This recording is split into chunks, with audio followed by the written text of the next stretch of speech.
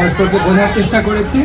ওনারা যেমন কিছু বিষয়ে কথা বলেছেন যে আমাদের অন্তর্বর্তীকালীন সরকারের কিছু কিছু সিদ্ধান্ত নেওয়া হয়েছে যেটা বিএনপির প্রতিকূলে গেছে। আমরা আবার উদাহরণ দিয়েছি যে অনেক সিদ্ধান্ত আছে যেটা বিএনপির অনুকূলে গেছে।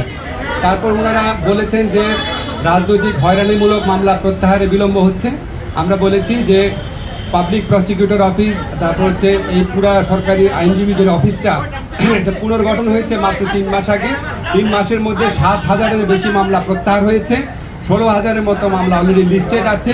এবং আমরা বলেছি যে এর চেয়ে দ্রুত গতিতে সম্ভব কিনা। ওনারা, আমার কাছে মনে হয়েছে ওনারা আমাদের আনসারটা বুঝতে পেরেছেন।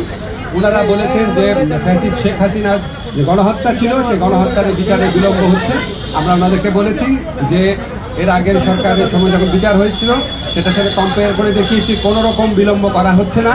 ওনারা আরেকটা ট্রাইব্যুনাল গঠন করার কথা বলেছেন। আমরা বলেছি আমরা এই লক্ষ্যে কাজ করছি, অচিরে এটা হয়ে যাবে।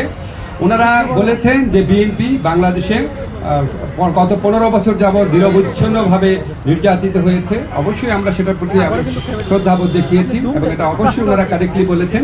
ওনারা বলেছেন যে ওনারা যে দলের যে সংস্কার ভাবনা যেটা এটা বহু পুরানা, ওনারা সবসময় সংস্কারপন্থী দল, আমরা এটা এগ্রি করেছি। অবশ্যই বিএনপি সবসময় সংস্কারের কথা বলেছে।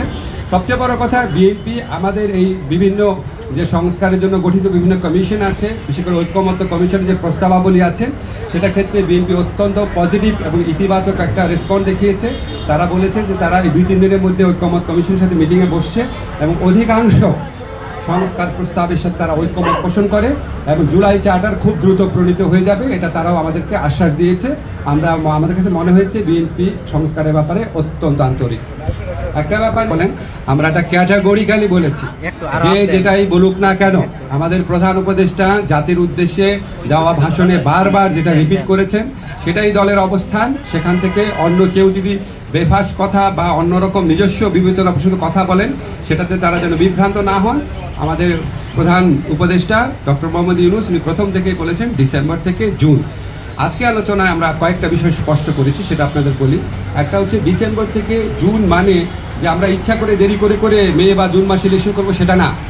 ডিসেম্বর থেকে জুন মানে হচ্ছে ডিসেম্বর থেকে জুনের মধ্যে যত তাড়াতাড়ি সম্ভব। যদি আমরা ডিসেম্বরেই সম্ভব হয় ডিসেম্বরেই, না হলে জানুয়ারিতে, এভাবে বুঝিয়েছি যে ডিসেম্বর থেকে জুন মানে যে আমরা ইচ্ছা করে একটু বেশি ক্ষমতা ভোগ করার জন্য বা এমনি অকারণে আমরা 1 মাস 2 মাস বেশি ক্ষমতা থাকলাম, মোটেও সেটা না। ডিসেম্বরের থেকে জুনের মধ্যে যত তাড়াতাড়ি সম্ভব।